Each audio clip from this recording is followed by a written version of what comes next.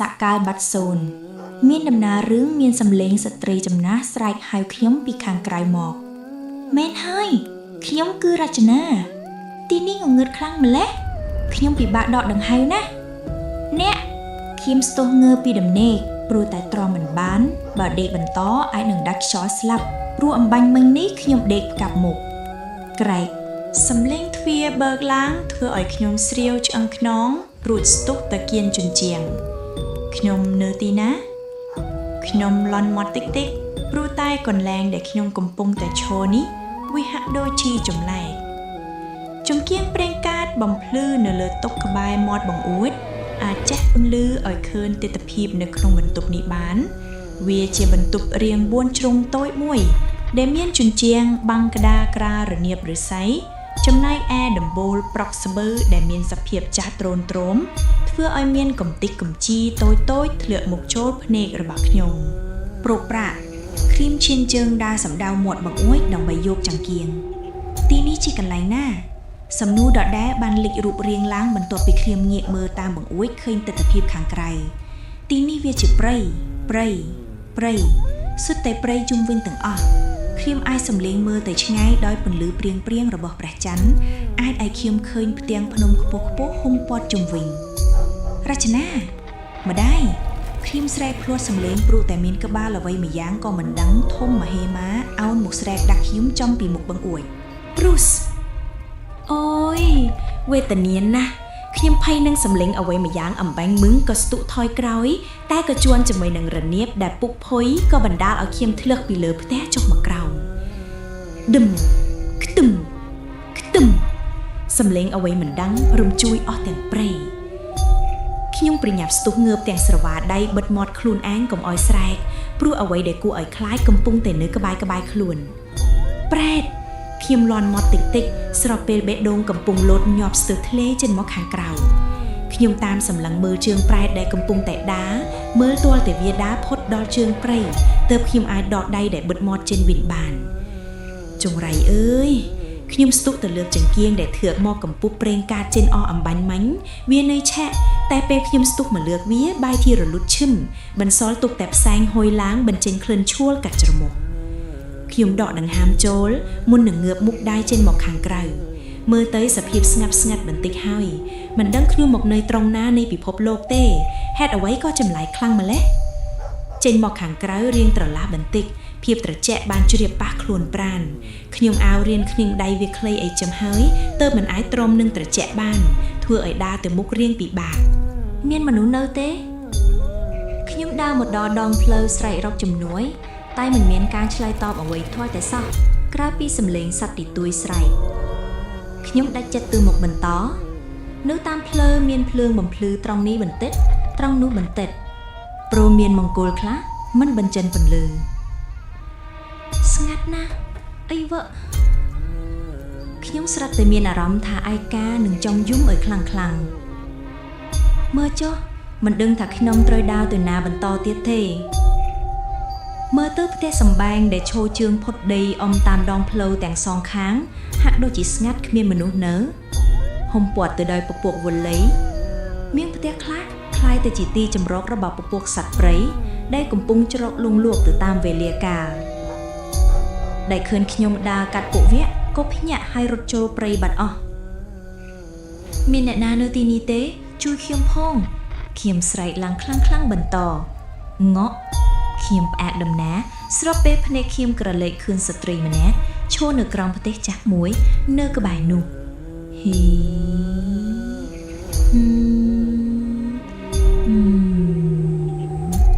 ស្ត្រីចំណាស់នោះក្រហមសំឡេងចេញជាចម្រៀងពីរោះម្យ៉ាងបែបព្រឺឆ្អឹងខ្នងអ្នកណាគេជួយខ្ញុំផងបានទេខ្ញុំស្រែកឡើងខណៈដៃខ្ញុំរៅប៉ះឆាត់មួយដែលឈរក្បែរនោះយកកាន់ទុកធ្វើជាអាវុធការពារខ្លួនខ្ញុំដើរទៅលើកដៃរៀបនឹងប៉ះក្នុងអ៊ុំម្នាក់នោះហើយស្រាប់តែគាត់និយាយឡើងដោយសំឡេងពិបាកនឹងស្ដាប់រចនានាងក្លាហានណាអ៊ុំជានរណាហេតុអ្វីស្គាល់ឈ្មោះខ្ញុំអ្វីសមហាអ៊ុំម្នាក់នេះស្រាប់តែសើចឡើងដូចមនុស្សឆ្កួតហើយបែរមុខមកកាន់ខ្ញុំ ខ្ញុំរៀងភ្ញាក់បន្តិចរួចចាប់ផ្ដើមឈានជើងថយក្រោយព្រោះតែមុខរបស់អ៊ំម្នាក់នេះពិបាកនឹងទទួលយក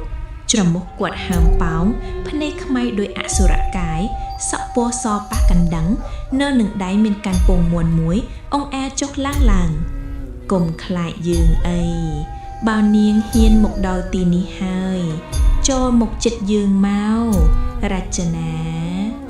អ៊ំម្នាក់នោះស្រែកហៅខ្ញុំឲ្យចូលទៅចិត្តគាត់ទេខ្ញុំខ្លាចខ្ញុំពោលទាំងញាក់ដៃទៅត្រឹកខ្ញុំរៀបនឹងរត់ចិនហើយស្រាប់តែហាហាអូយចុកពោះណាស់ជួយខ្ញុំផងអូយខ្ញុំស្រែកព្រមទាំងដួលប្រកាច់ពេញមុខផ្ទះចាស់នេះស្របពេលអ៊ំម្នាក់នេះក្តាប់បំបីពងមួនដែលគាត់កាន់នៅក្នុងដៃហើយសូត្រមន្តអ្វីម្យ៉ាងដែលខ្ញុំស្ដាប់មិនយល់ហាហានាងប្រហើនណាស់អ៊ំម្នាក់នោះស្រែកទាំងតឹងសរសៃកអាក់ខ្ញុំខណៈក្បាលរបស់គាត់បង្វិលចុះឡើងមុននឹងដកហោះចេញពីខ្លួនអាបខ្ញុំស្រែកផ្លាត់សំឡេងស្របពេលពោះរបស់ខ្ញុំលែងមានអារម្មណ៍ថាឈឺជប់ចាប់ទៀតខ្ញុំប្រញាប់ស្ទុះរត់ទៅមុខបន្តទៀតដែលមានអាបអ៊ំម្នាក់នោះហោះដេញពីក្រោយអូយនៅខាងមុខមានពពួកមនុស្សធំពណ៌ខ្មៅដើរកន្លងផ្ទះអ្នកភូមិខ្វែងខ្វាត់ច្រើនណាស់អ្វីដែលខ្ញុំត្រូវធ្វើនៅពេលនេះគឺរត់គេចពីរឿងទាំងអស់នេះព្រោះអូយមុខរបស់ខ្ញុំផ្កាប់ទៅនឹងដីព្រោះតែរត់មិនប្រយ័ត្នតិចនឹងដុំថ្មដួលខ្ញុំព្យាយាមងើបឡើងវិញស្រាប់តែមានព្រាយសុកវែងហក់មកសម្រាប់ពីលើខ្ញុំជួយផងខ្ញុំស្រែកមួយទំហឹងអាចង្រៃភាក់វាយក្បាលយើងឈឺមែនរចនាងើបមកច្រៀងលេងទាំងអស់គ្នាស្រីនេះងាកមកនិយាយដាក់ខ្ញុំទាំងញញឹមស្រស់ខ្ញុំងក់ក្បាលយល់ស្របតិចព្រមទាំងយកដៃជូតញើសដែលហូរចុះពីថ្ងាសអំបញ្ញមិញនេះជាការយល់សប្បិតទេហឹមបន្តិចទៀតចូលដល់ទឹកដីខេត្តស្ទឹងត្រែងហើយគ្នាយើងអ្នកគ្រូដែលកំពុងបើកឡានងាកមកនិយាយប្រាប់គ្រប់គ្នាដែលអង្គុយនៅកៅអីឡានខាងក្រោយយប់មិញនរណាញញឹមដាក់បងគឺស្រស់នួនល្អងបងឃើញញញឹម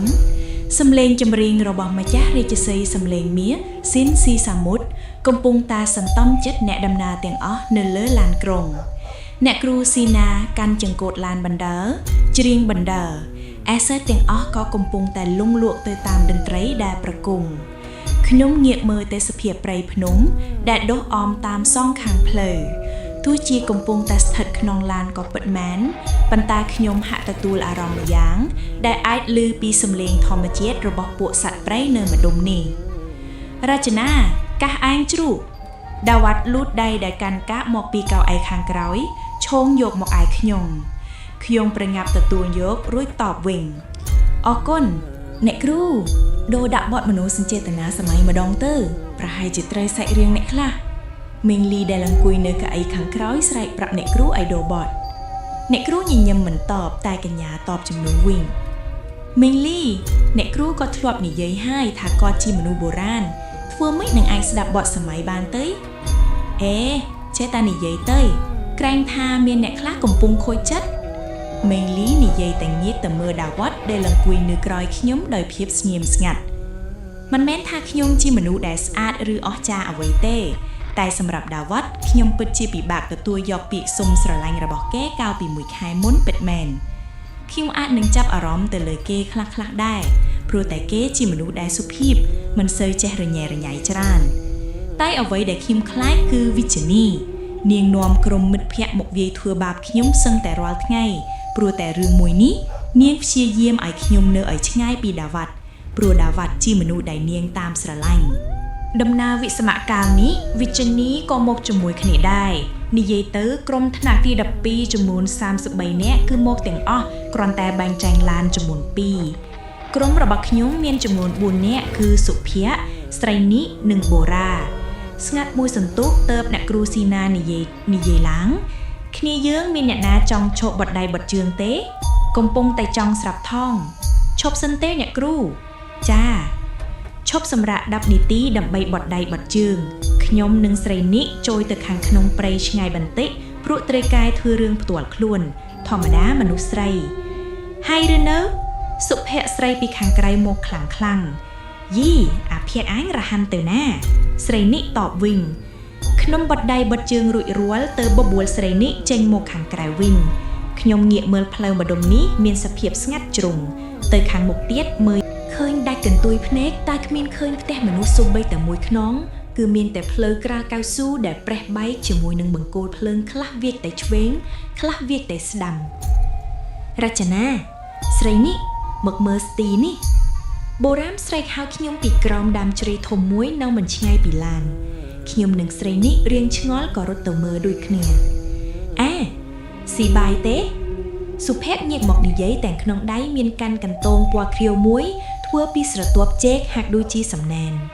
ខ្ញុំហួសចិត្តរួចប្រញាប់និយាយផ្ដេសផ្ដាសឯងហ៊ានទៅកាន់របស់អស់ទាំងនឹងផងយកទៅទុកវិញទៅក្រឹកសំថតមួយណាស្រីនេះទាញទូរស័ព្ទមកថតគេក៏មិនភ្លេចទាញខ្ញុំឲ្យចូលបានមួយប៉ុស្តិ៍ជាមួយដែរបោះចោលទៅខ្ញុំមិនតស្ដីឲ្យសុភ័ក្រដដាលណែរចនាជាមនុស្សបុរាណដូចអ្នកគ្រូស៊ីណាដែរមែនទេបានជាជឿរឿងអស់ទាំងនឹងបុរាណនិយាយឌឺថែមគេដែរទៅទាញយកសាកសពកែកដែលគេចងជួបជាមួយអំបោះសយកមកបន្លែខ្ញុំសុំចិត្តកុំលេងបែបនេះខ្ញុំហួសចិត្តនិយាយបន្ថែមនេះបើមិនជឿក៏កុំប្រមាថវាអាចនឹងផ្ដល់ផលអាក្រក់ក៏ថាបានអំបញ្ញមឹងយើងទៅនោមដាក់ធ្នមតូចនោះប្រហែលជាយប់នេះខ្មោចចូលមកកាច់កខ្ញុំឲ្យមើលទៅរចនាជួយខ្ញុំផងសុភ័ក្រនិយាយទាំងធ្វើទឹកមុខកំសត់ដើរមកគៀកក្នុងមិនកំ pl ែងទេខ្ញុំមិនចង់និយាយស្ដីទៀតក៏រកនឹងត្រឡប់មកឡានវិញរចនាគេជឿរឿងទាំងអស់នេះមិនចម្លែកទេព្រោះនាងជាប់ខ្សែស្រឡាយជាមួយអ្នកគ្រូបន្ទប់ថ្នាក់យើងវិជ្ជនីដើរមកនិយាយទាំងសើចហើយគ្រប់គ្នាក៏សើចសម្លឹងមើលមកខ្ញុំដូចតួកំ pl ែងវិជ្ជនីឯងគម្រោករឿងមួយថ្ងៃបានទេស្រីនេះប្រញាប់តបជំនួសខ្ញុំមិនមកអ្វីទាំងអស់ក្រៅពីធ្វើទឹកមុខធួនទ្រាន់វិជ្ជនីដើរទៅទាញកន្ទងពីដៃសុភ័ក្រហើយទម្លាក់ចុះដីរួចនិយាយមនុស្សយើងល្ងងខ្លៅមិនស្វែងរកជំនឿពិតបែរជាជឿនឹងធ្វើសំណែនឲ្យពពួកអារក្សសាតាំងទៅវិញនាងនិយាយរួចក៏យកជើងទៅជន់លើកន្ទងនោះហើយដើរចេញទៅឡានវិញមុននឹងទៅនាងបានទាញខ្សែបន្ទងឈើឆ្កាងមកបង្អួតខ្ញុំហើយដើរផុតទៅគ្នាយើងទៅឡានវិញខ្ញុំនិយាយហើយក៏ដើរចេញទៅវិជ្ជនីជាមនុស្សដែលមិនចេះខ្លាចខ្មោចព្រោះនាងមានជំនឿនឹងប្រកាន់ភ្ជាប់ជាមួយគ្រិស្តសាសនាគេជឿថាគ្រប់អនុស្សាវរីយ៍ទាំងអស់សុទ្ធតែជាអារក្សសាតាំងដែលជាសត្រូវជាមួយព្រះជាម្ចាស់មនុស្សដែលគ្មានជំនឿគឺជាមនុស្សដែលផ្លេះលបងរបស់សាតាំងខ្ញុំមិនដែលគិតថាការប្រកាន់ភ្ជាប់មួយនេះវាខុសឬត្រឹមត្រូវនោះទេព្រោះចង់នាងកាន់សាសនាអ្វីក៏ជាសិទ្ធិរបស់នាងតែខុសម្យ៉ាងខ្ញុំជាសិស្សក្នុងថ្នាក់តែម្នាក់ដែលឧស្សាហ៍ជួខ្មោចនឹងហេតុការណ៍ចម្លែកជាច្រើនមតិរបស់វិជ្ជនីចេញមកគឺប្រឆាំងគ្រប់ពេលទើបធ្វើឲ្យខ្ញុំធុញហត់នឿយនឹងនាងខ្ញុំឡើងឡានមួយសន្ទុះទើបងាកទៅមើលដើមជ្រៃនោះវិញខ្ញុំប្រទះឃើញស្ត្រីចំណាស់ម្នាក់ឈរសម្លឹងមកកាន់ឡានពួកយើងខ្ញុំយកដៃញីភ្នែករួចងាកមើលម្ដងទៀតស្រាប់តែមិនឃើញអ្វីទាំងអស់ឡានបន្តដំណើរទៅមុខទៀតវេលារៀងល្ងាចណាស់ហើយមិនទាន់ផុតព្រៃមិនឃើញមានផ្ទះអ្នកស្រុកភូមិអ្វីសោះជាហេតុធ្វើឲ្យគ្រប់គ្នារៀងចម្លែកកំឡុងចិត្តនៅតំបន់នេះគ្មានសេវាអ៊ីនធឺណិតសោះរកតែបើកមើលទីតាំងថានៅទីណាក៏មិនបានដែរយប់អ្នកគ្រូស៊ីណានិយាយកំបុតព្រោះរៀងចម្លែកក្នុងចិត្តនេះ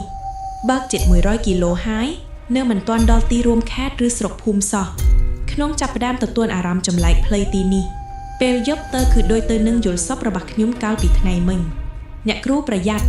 ខ្ញុំស្រែកភ្លាត់សំឡេងព្រោះឃើញសត្វគោមួយហ្លងរត់កាត់ផ្លូវ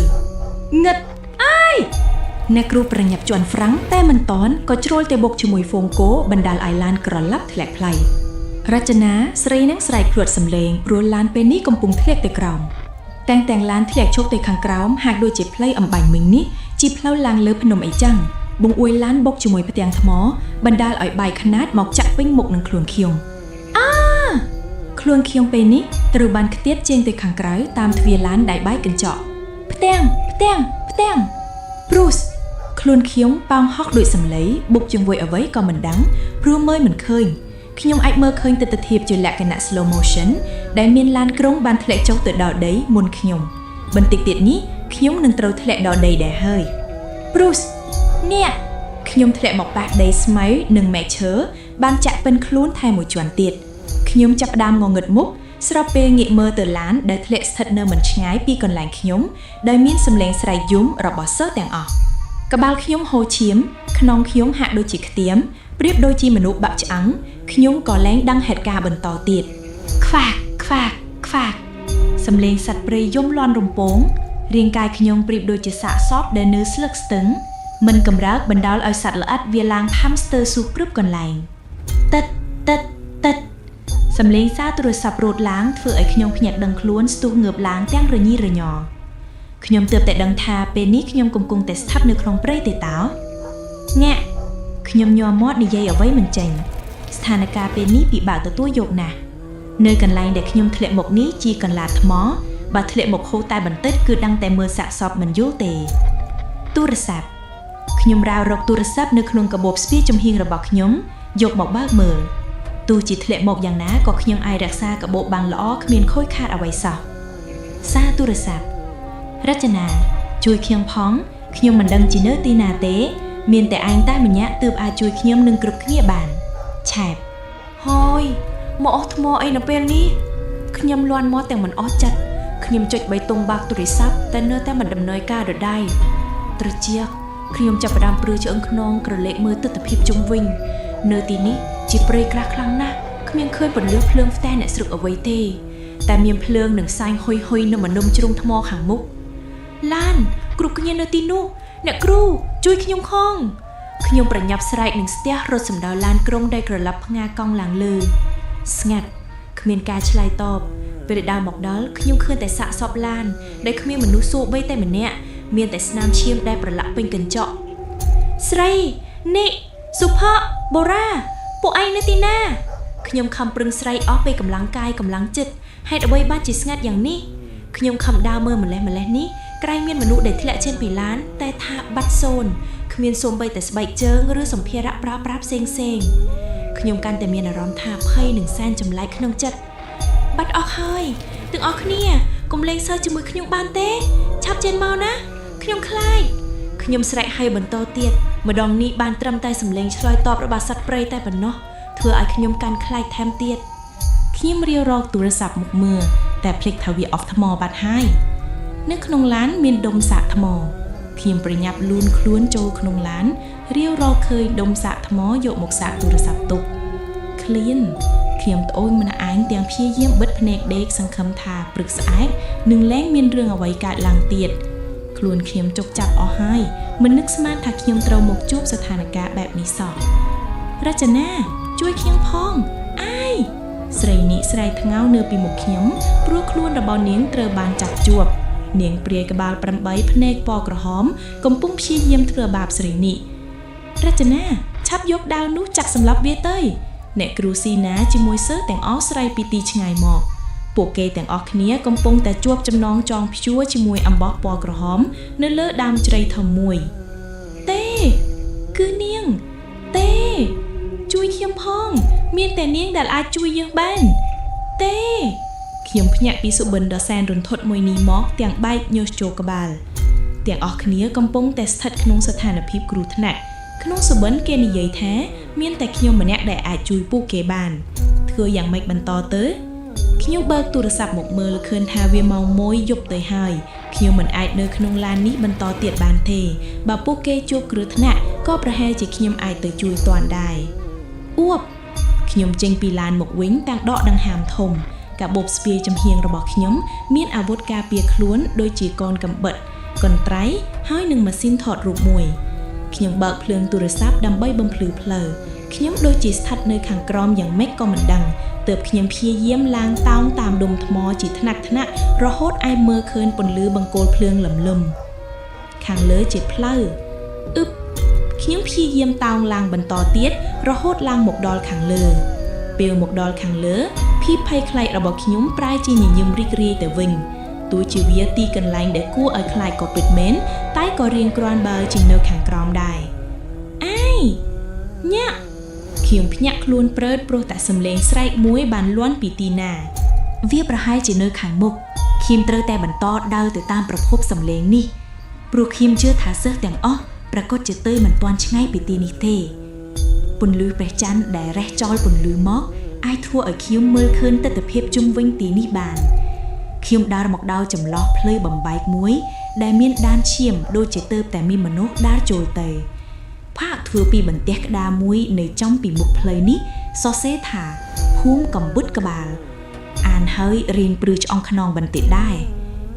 วีกรอนแต่จิชมูแต่ปันนอกเพียงกระดับได้เตียงพี่เยี่ยมด้าเติมมุกบันต่อตระเจียบนะกาสฟากุมดำบงบันต่อปีเชียนเจืองโจยตามเพลยนี้ติงมองทั่วปีจำบางรอบเรยดัดดงแฮอ้อมสองขางเพลยสดแต่ขมิ้นกระบ้ายแต่งออกเนี่ยสรีนี่อภิยักโบรามไอเนอแอนนาเคียมสไลบันลบเพียบไผ่คลายเมื่อเจาะเจืองเคียมยัวเอาให้ขจอยตระเจียบอกหมกกันแต่ครั้งเฟื่อเอารถบัวได้เมียนเลอเรียงกายขยมจับด้ามเฟื่อตกขยมคอมปรังดาเติมมุกบันต้อระโหดดาวขนมภูมุ้ยได้เมียนสะเพียบสงัดจุรงมกรุ๊ปแต่เตียงอ้อสดแต่เมียนกระนัดกระโหมจ้องจิตตุ้งเนื้อหมกเฟียดอยป้าชีมุยขจอยบอกระเวียสงัดมาแล้วnhẹ sốt cái từ nào ở hai khi nhầm này dễ tích srop bê chương không đa từ mốc ạch chụp đập xâm lên ở với khi nhầm bả đầm nào phím tiếng sẽ đạp mơ tha ổng bánh mính vi chí xâm lên ở vậy đập khi nhầm chạp đam miên à rõm mình srúa nơi nông chật xâm lên xâm rập chương can tay xâm đáo một kiện khi nhầm hói khi nhầm ạch đồng hàm muốn nâng nghĩa từ mờ nhẹ nè miao nhóm riêng thu trù mình tích pru tay sầm rập chương để đờ tam nhóm ní vía chỉ sạch ma so mùi cà bà tê ta anh tam dương một vừa ấy nhóm ní dây srope ma nút đa một trà đột trường nhóm riêng chầm lại khung chặt đái mùi phu miên tại ma mùi tê rư ma ní vía đu chữ miên ní say chỉ mùi nâng nhóm nát mở chót vía mình prom tơi na cháo nhóm tê trong tơi chỉ mùi dơ mà tê bàn an tơ chỉ muối pro hai chỉ lõ mèo chmani srat te srai choi to pi sầm núa đại nhấm xua kê ẩm bành mình việc tước plate rót từ môn nhom bạch ê cham dương phong anh trong non pleu dương men té nhấmประยับ rót từ tàm chmani việc nóm nhấm rót châu tam chuột pleu tội muối chua từ lứa đôi chữ pleu lang phùng mèo nhómบันตอรถตามระโหดลางพดดอยไตได้เรียบสมาฉบับนะตีนี้จะตีตัวขบวมวยได้อาโชสำลังเมื่อตัวพุ่มอำบังเมงนี่เคยจงขย้อมสระลังกังพวกเงียบตัวคางมุกเคยเมียนเตียจ้าตัวมวยเมียนเพลืองบ่มพลือติ๊กติ๊กเจ้าเจงตามประลักกระดาขย้อมประยับสตุรถสำดาวเตียนุเนียงชละโลดโจตามบังอ้วยตัวขนมบัดตอกเมียนน่ะเนอเตียเทช่วยเคลียมพ่องเคลียมสลายกลางครั้งปีมุกทวีอันเตซาจองนำทาเมียนมนุษย์หรือออดขวบเปร่งกาดสำเริงเมือนมุกย้อมกวยคลายทวีระบากลางจีสันซึมเหล็กมุกสไตรเวจำหนักมันเนี้ยกันจำเรียงฉับโจลขนมมาลูกใยมันเนี้ยนี่ใยหายเจี๊ยบเลยไอ้ขย้อมดาโจลtừขังขนมเนี่ยออกุนลูกใยขย้อมนี่ใยแต่งเพลขละกระดวลมันนักสมานทาบานจูบมนุษย์ซอนี้ดาจิตเด็กเขียวสลับหายเนี่ยโอ้ยจุยสำแรงมนุษย์ไรมันเนี้ยยมลีละเอียงเจนปีบรรทุบบางเวียงนุ้นเนื้อเปียเด็กย้อมเชียนเจืองโจลแต่ดาวขังขนมหรึบก็ดาวหมักจิตขย้อมหายในใยลูกใยประหยับเตียงเวียงนุ้นมวยจวนเตี้ยบึดมันเอาขย้อมเขินรุ่ยฮอตเต้เนี่ยขย้อมกระวีกระบ้า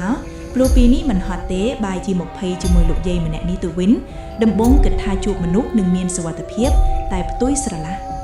เมียนมนุษย์กาดเจ้าเขียมกลมปงแต่ชื่อทุนเบ็ดหมอดกลมจองดึงเรื่องจานโลกใหญ่ประหยับเวียจากาดเขียมเพลียมแถมเตียงสำเริงมือหนุกเขียมดอยอาการะกู้ไอคลาดตายบ่าวอาร์ตเขียมจองจุยเขียมสงัดมดบรรต่อปีตะตัวบานกาชลายตอบวิ่งดอยกาสำเริงมุกโลกใหญ่มันอย่างนี้จำลายนะตามมือตื้ออายุขวดประหาเจกตุ้ง70 ชนำเจียงอาหารเหลือตกลูกใหญ่จังเอาเตอตกม้วยเดนอยเกียนจันเจียงกระบายกระเด็กเคลียมจับมันประกายไอจานก็ประหยับสตุกตืออังกุยโฮปรู้แต่เคลียนคลังเปกจำไหลนะเฮ็ดเอาไว้ก็มีอาหารเตรียมสำหรับเคลียมอิงจังขนมกวดตึกเจนหมอกเว้นรู้แต่เพิกสลับแต่เคยสัตว์กำลาดปีใบในโครงแก้วเอาไว้สำลูกใหญ่กระหึมดาหมอกยางจำไหลรวยดาโจลแต่ขนมบรรทุกบัดหอย ខ្ញុំចាំតែស្រែកយំឲ្យខ្លាំងៗទេហេតុអ្វីបានជាខ្ញុំត្រូវមកជួបរឿងបែបនេះតាំងខឹងសំឡេងម៉ោងរត់ក្នុងទូរស័ព្ទបន្លឺឡើងនេះជាម៉ោង4ទៀបភ្លឺខ្ញុំភ្លេចគិតថាទូរស័ព្ទខ្ញុំមិនបានបិទសំឡេងរត់ព្រោះរាល់ថ្ងៃត្រូវងើបមករំលឹកមេរៀនអ្វីជួយផងខ្ញុំខ្ញាក់ខ្លួនព្រើតស្ទុះងើបឡើងទាំងមិនអស់ចិត្តសំឡេងអ្នកណាដូចជាប្រហែល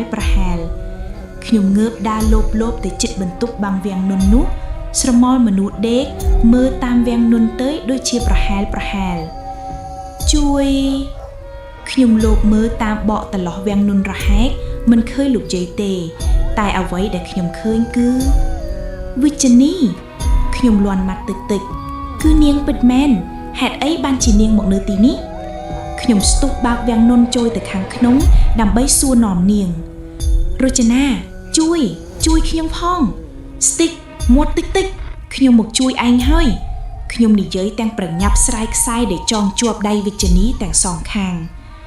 ខ្ញុំខ្លាចណាស់យាយម្នាក់នេះចាប់ខ្ញុំមកវិជ្ជនីនិយាយទាំងយំសឿតសត់ខ្ញុំសង្កេតមើលសម្លៀកបំពាក់របស់វិជ្ជនីគឺមិនមែនជាឯកសណ្ឋានសិស្សទេគឺបែបនេះសម្ពុតនាងស្លៀកពេលនេះជាហូលចាស់ពណ៌ទឹកប៊ិចចំណែកអាវគឺជាអាវប៉ាក់ពណ៌សគាត់ធ្វើអីឯងខ្លះខ្ញុំសួរនាំកើតអីវិជ្ជនីមិនមាត់នាងចង្អុលទៅខាងក្រោយទាំងភ័យខ្លាចផ្ទាំងមួយដំបងរបស់លោកយាយវាយចំកណ្ដាលក្បាលខ្ញុំធ្វើឲ្យខ្ញុំងងឹតមុខលែងដឹងអ្វីបន្តទៀតអោយំក្តៅណាស់ជួយផងសំឡេងវិជ្ជនីស្រែកលួនស្ទើរបែកផ្ទះបានដាស់អារម្មណ៍គ្រៀងឲ្យក្រពីដំណេកគ្រៀងនៅឈឺត្រង់ក្បាលមិនតាន់បាត់ទេលោកយាយម្នាក់នេះសាហាយគ្រាន់បាល់រចនាជួយខ្ញុំស្លាប់ឥឡូវហើយសំឡេងវិជ្ជនីស្រែកចេញពីបន្ទប់មកខ្ញុំស្ទុះផ្លែតចូលទៅក្នុងបន្ទប់ហើយប្រញាប់និយាយលោកយាយសូមឈប់ភ្លាមពេលនេះសភាពវិជ្ជនីគឺកំពុងតែវេទនាខ្លាំងដោយលោកយាយបានចាប់នាងចងជាប់នឹងកៅអីរុំដោយអំបោះសេម៉ាពណ៌ក្រហមគាត់បានបង្ខំឲ្យនាងលេបពងមាន់ឆៃហើយនៅលើខ្លួនមានស្នាមរបួសព្រោះគាត់កំពុងតែសោតអ្វីក៏មិនដឹងយកធូបដែលអ៊ុចហុយផ្សែងទៅចាក់ពីខ្លួនវិជ្ជនីជួយខ្ញុំផងអ្វីវិជ្ជនីឃើញខ្ញុំទៅដល់ក៏ស្រែកត្រហោយំខ្លាំងលោកយាយខឹងណាស់ពេលឃើញខ្ញុំចូលមកគាត់ស្រែកដាក់ខ្ញុំខ្លាំងចៅអញកំពុងជាប់អំពើគេអញនឹងដកអំពើចេញនាងអញឆាប់ចេញពីផ្ទះអញភ្លាមអ្នកណាចៃលោកយាយនេះមិនមែនទេគេជាមិត្តខ្ញុំទេសូមដោះលែងនាងមកខ្ញុំវិញមកភ្លាមខំប្រកាសតែមិនឈ្នះគាត់ឆាប់ចេញភ្លាមលោកយាយស្រែកខ្លាំងភូខ្ញុំនិយាយមិនជាអ្នកស្រវាបានថោផ្កាក្បាលដៃវាយសងសឹងទៅលើក្បាលលោកយាយវិញលោកយាយដួលព្រោះសន្លប់បាត់ស្មារតីទើបខ្ញុំស្ទុះទៅស្រាយចំណងចេញពីខ្លួនពេជ្ជនីមិនអីទេប្រាប់ខ្ញុំបានទេថាហេតុអីបានជាឯងមកដល់ទីនេះខ្ញុំព្យាយាមស្រាយចំណងបណ្ដើសួរនាំវិជ្ជនីបណ្ដើផាច់វិជ្ជនីទះកំភ្លៀងខ្ញុំមួយដៃរួចនិយាយមកពីឯងអ្វីគ្រប់យ៉ាងគឺមកពីឯងទាំងអស់នាងឈួតស្អីទៀតហើយប៊ូសនឹងស្លាប់ហើយដឹងខ្លួនទេខ្ញុំតបទាំងហួចចិត្តព្រោះត្រូវមួយកំភ្លៀងទាំងគ្មានហេតុផលវិជ្ជនីចង្អុលទៅលើជញ្ជាំងរួចនិយាយខ្លាំងឯងមើលទេថានរណាជាមេនាំចង្រៃខ្ញុំចំហមាត់ឆ្ងង់ទាំងស្លុតចិត្តព្រោះងាកមើលទៅលើជញ្ជាំងឃើញមានតាំងរូបខ្ញុំរូបថតទាំងអស់មានទាំងធំមានទាំងតូចហេតុអ្វីបានជាវាមកនៅឯក្នុងផ្ទះនេះនរណាជាអ្នកយករូបទាំងនេះមកខ្ញុំនិយាយទាំងសម្លឹងមើលមុខវិជ្ជនីខ្ញុំគិតថានាងប្រកាសជាមានតំណែងតំណងអ្វីជាមួយលោកយាយម្នាក់នេះច្បាស់ណាស់វិជ្ជនីដើរមកទល់មុខខ្ញុំសួរទាំងចង់ដឹងទេខ្ញុំមិនដឹងអ្វីទេប្រាប់មកថាឯងលាក់គ្រប់គ្នានៅឯណាវិជ្ជនីស្រែកថាចរុញខ្ញុំទៅខ្ទប់នឹងជញ្ជាំងខ្ញុំមិនដឹងអ្វីទេចាំលោកយាយដឹងខ្លួនវិញទៅខ្ញុំប្រញាប់សម្រួលនាងកុំឲ្យឆេវឆាវខ្ញុំអារម្មណ៍នាងនៅពេលនេះប្រកាសណាស់នាងកំពុងតែយល់ច្រឡំមកលើខ្ញុំអំពីរឿងរូបថតកុំដឹងថាឯងធ្វើអីខ្ញុំមិនដឹងឯងចង់សងសឹកយើងមែនទេបានហើយឯងធ្វើអ្វីឲ្យមានប្រយោជន៍បន្តិចទៅបានទេខ្ញុំច្រានវិជ្ជនីឲ្យចេញពីខ្ញុំបន្តិចខ្ញុំដើរចេញមកខាងក្រៅផ្ទះសម្លឹងមើលទឹកជុំវិញផ្ទះ ផ្ទះនេះតូចល្មមស្ថិតនៅលើកំពូលទួលខ្ពស់នៅខាងមុខមានរបងព័ទ្ធជុំវិញធ្វើរបៀបទប់ការពារគ្រោះថ្នាក់ផ្សេងៗនៅត្រង់នេះមានដើមស្វាយមួយមិនជាតូចណាស់ណាទេវាអាចផ្ដល់ម្លប់ឲ្យខ្ញុំជ្រកបានសែងហុយចេញពីសំណង់ផ្ទះបាក់បែកដែលខ្ញុំអាចមើលចុះទៅឃើញសត្វក្អែកកំពុងហើរឆ្ងាយស្វែងរកចំណីនៅតាមផ្លូវក្នុងភូមិនៅខាងមុខប្រហែលជា5គីឡូម៉ែត្រខ្ញុំមើលឃើញកំពូលស្រួចលឹមប្រហែលដូចជាវត្តអារាមខ្ញុំដកដង្ហើមធំតាំងទុកកង្វល់រួចស្រែកឡើងគ្រប់គ្នានៅទីណាខ្ញុំកំពុងតែបារម្ភដឹងទេស្ងាត់មានតែសំណង់ចាស់បាក់បែកបើមានមនុស្សប្រហែលជាគេស្ដាប់ឮតែនេះស្ងាត់ជ្រាបខ្ញុំមិនបាច់ប្រឹងស្រែកទេសំឡេងវិជ្ជនីបានកាត់អារម្មណ៍សៅម៉ងរបស់ខ្ញុំឈរសម្លឹងមុខនាងព្រោះតែនាងហុចទឹកតែមួយកែវមកឲ្យខ្ញុំផឹកទៅយើងមិនដាក់ថ្នាំនាងទេវិជ្ជនីសម្លឹងមុខខ្ញុំខ្ញុំទទួលទឹកតែពីដៃវិជ្ជនីទាំងញញឹមស្ងួតរួចប្រញាប់ផឹកលោកយាយដឹងខ្លួនហើយឬនៅខ្ញុំប្រញាប់បឺស៊ូនៅយើងចាប់គាត់ចងលើកៅអីបាត់ហើយជៀសវាងភៀកមកបង្កគ្រោះថ្នាក់ហេតុអីបានជានាងមកដល់ទីនេះចុះគ្រប់គ្នានៅឯណាខ្ញុំសួរសំណួរនេះម្ដងទៀតយើងទេដែលត្រូវសួរនាងឆ្លើយសិនមកវិជ្ជនីសម្លឹងមុខខ្ញុំបន្តិចមុននឹងហាមាត់និយាយយើងចាំបានពេលឡានក្រឡប់ធ្លាក់ផ្លូវតែពេលដែលភ្ញាក់ដឹងខ្លួនគឺស្ថិតនៅក្នុងផ្ទះនេះបាត់ទៅហើយយើងមិនដឹងថាគ្រប់គ្នាគេតាណាអស់ទេអញដឹងទេឬមួយឯងលាក់ពួកគេទេខ្ញុំភ្ញាក់ឡើងមកគឺរកគ្រប់គ្នាមិនឃើញសូម្បីតែស្រមោលចម្លែកណាស់ខ្ញុំនិយាយទាំងដាទៅផ្អែកខ្លួននឹងដើមស្វាយខ្ញុំបានជន់ដីសើមវាធ្វើឲ្យជើងខ្ញុំភុំចូលទៅក្នុងដីប្រហែល1ចង្អានដៃនេះជាអ្វីទៅខ្ញុំលាន់មាត់ព្រុននៅក្រោមជើងនេះមានដីថ្មីដូចជាដីដែលគេជីកយកមកកប់អ្វីម្យ៉ាងរណ្ដៅនេះដូចជានៅថ្មីវិជ្ជនីលាន់មាត់ខ្ញុំងាកសម្លឹងមើលមុខគ្នាដោយក្រសែភ្នែកសង្ស័យមុននឹងស្ទុះទៅរកអ្វីមកជីករណ្ដៅនេះមើលថាកប់អ្វីនៅខាងក្នុង5នាទីបន្ទាប់ពីជីករណ្ដៅនេះមើលស្រាប់តែលេចចេញនៅសាកសពក្មេងស្រីប្រហែលជាវ័យជំទង់មួយនរណាគេគ្នាយកមែនទេវិជ្ជនីប្រញាប់សួរខ្ញុំខំធ្វើជាក្លាហានដើម្បីទាញមុខសពមកមើលឃើញថាវាមិនមែនជាគ្នាឯងទេមិនមែនគ្នាយើងទេក្មេងស្រីនេះស្អាតណាស់ទោះជាស្លាប់คล้ายជាសាកសពហើយក៏ដោយក៏មើលទៅឃើញស្អាតវិជ្ជនីនិយាយគេជាចៅរបស់លោកយាយនោះមិនបានជាឯងដឹងខ្ញុំឆ្ងល់គាត់ចាប់យើងមកឈ្មោះដែលគាត់ហៅយើងគឺដូចទៅនឹងឈ្មោះដែលប៉ាក់លើអាវនេះវិជ្ជនីចង្អុលទៅស្លាកឈ្មោះដែលប៉ាក់ដោយអំបត់ពណ៌ខៀវលើអាវរបស់សពក្មេងស្រីនេះបុប្ផាខ្ញុំលាន់មាត់ពេលដែលបានអានឈ្មោះនេះហើយលែងអញអាណាចាប់អញចងសំឡេងលោកយាយស្រែកចេញពីក្នុងផ្ទះមកពួកយើងប្រញាប់លុបដីកប់សពវិញរួចប្រញាប់រត់ចូលក្នុងផ្ទះលោកយាយឃើញខ្ញុំដោះលែងវិជ្ជនីគាត់ស្រែកយំខ្លាំងអញចង់យកចៅអញទៅណាញាក់លោកយាយវង្វេងហើយនេះមិនមែនចៅលោកយាយទេខ្ញុំនិយាយទាំងដាវទៅចិត្តគាត់បុប្ផាមកចិត្តយាយមកចៅបុប្ផាបានស្លាប់ហើយក្រែងយាយកប់នាងនៅក្រោមដើមស្វាយនោះហើយវិជ្ជនីឈរអោបដៃនិយាយខ្លាំងលោកយាយស្ងាត់មុននឹងស្រែកទ្រហោយំខ្លាំងអញវង្វេងអស់ហើយចៅអញជិតឆ្លងផុតគ្រោះថ្នាក់មិនគួរណាពួកឯងមកធ្វើឲ្យពិធីយើងបារាជ័យអីចឹងសោះលោកយាយនិយាយពីអ្វីខ្ញុំមិនយល់ទេខ្ញុំសួរទាំងឆ្ងល់ឯងទាំងអស់គ្នាជាឃាតករធ្វើឲ្យចៅយើងស្លាប់ខ្ញុំស្ដាប់លោកយាយទួញសោកអំពីរឿងនេះតាមពិតអីចឹងសោះកន្ទងសំណែនដែលពួកយើងបានឃើញតាមផ្លូវនៅក្រោមដើមជ្រៃនោះគឺជាសំណែនដែលលោកយាយរៀបចំសែនប្រានខ្មោចម្ចាស់ស្រុកដើម្បីឲ្យតាមថែរក្សាបុប្ផាចៅស្រីរបស់លោកយាយឲ្យរួចផុតពីអំពើអាបធ្មប់របស់ខ្មោចព្រៃដែលតែងតែព្យាយាមឆក់យកជីវិតស្រីក្រមុំជាពិសេសគឺចៅស្រីរបស់លោកយាយតាដងចៅលោកយាយបានស្លាប់ភ្លាមកំឡុងពេលដែលពួកយើងបានចាប់យកកន្ទងនិងគ្រឿងប្រដាប់សែននោះយកមកលេងសើចខ្មោចស្រុកបើកដៃខ្មោចព្រៃបានចិត្តពួកឯងទាំងអស់គ្នានឹងត្រូវស្លាប់ពួកឯងប្រហើនណាស់ហ៊ានលេងសើចជាមួយខ្មោចស្រុកអញជួយអីមិនបានទេលោកយាយនិយាយបន្តទាំងសម្លឹងមើលមុខខ្ញុំចំខ្ញុំមិនជឿលោកយាយប្រសែប្រសាទហើយ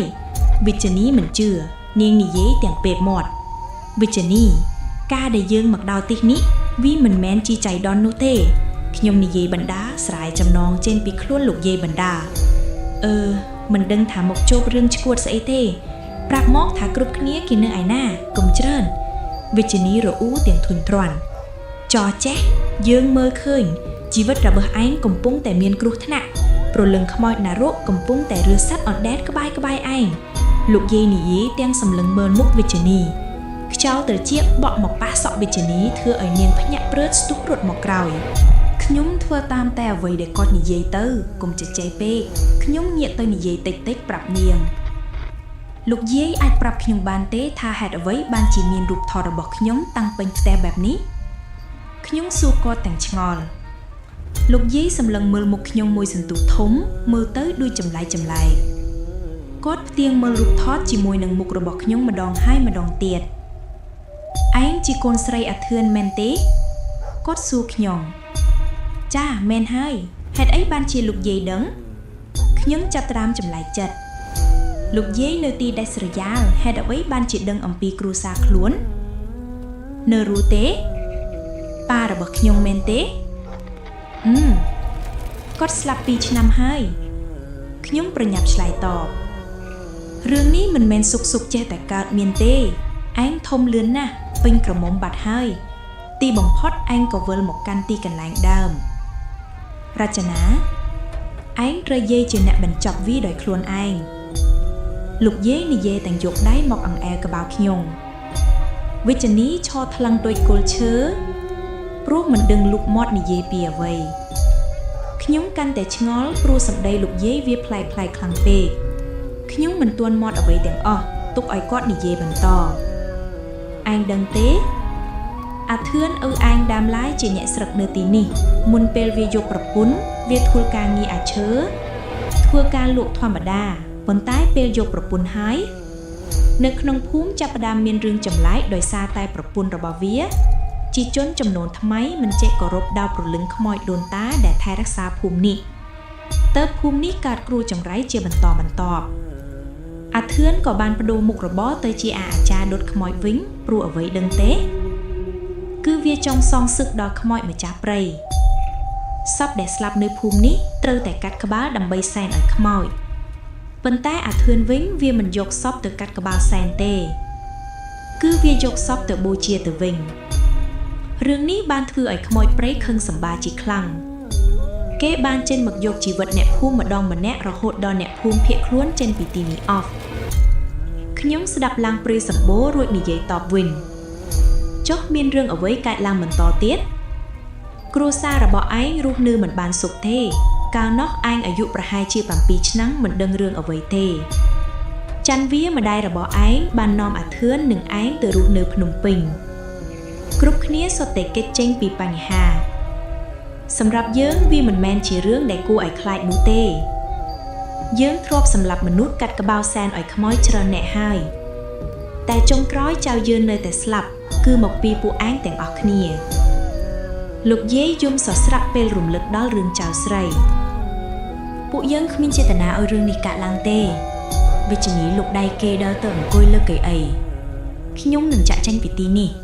តែគ្រប់គ្នាជារឿងរបស់ឯងដោយលោកយាយប្រាប់អញ្ចឹងដើមចំទាំងអស់សុទ្ធតែជាប់ពាក់ព័ន្ធនឹងឯងដូច្នេះរឿងនេះយើងសូមបញ្ចូលរួមឯងគឺជាអ្នកបញ្ចប់រឿងទាំងអស់នេះរចនាមិនដូច្នេះគ្រប់គ្នានឹងត្រូវស្លាប់រួមទាំងលោកយាយញញឹមបែបអំណាចនរណាខ្ញុំចង់ដឹងច័ន្ទរំម្ដាយរបស់ឯងខ្ញុំរន្ធត់ចិត្តមួយរំពេកពេលបានស្ដាប់រឿងនេះទាំងអស់សុទ្ធតែជាកំហុសរបស់ខ្ញុំនិងគ្រប់គ្នាបើពួកយើងមិនទៅប៉ះពាល់សំណែនទាំងអស់នោះក៏គ្មានរឿងទាំងអស់នេះកើតឡើងដែរវេលាយប់បានចូលមកដល់